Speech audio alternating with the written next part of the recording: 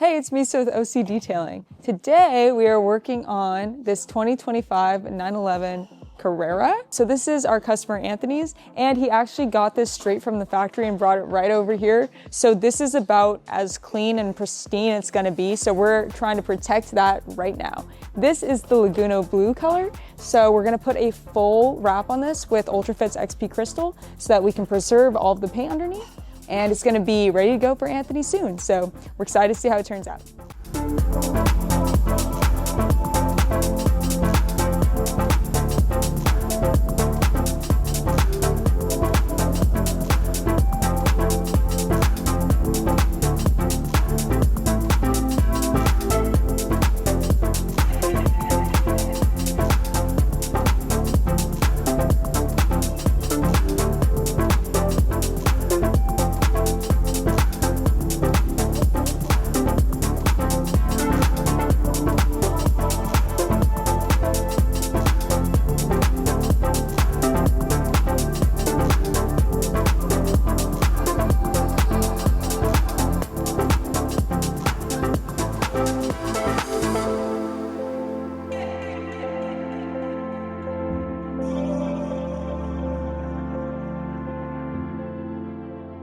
What do you think?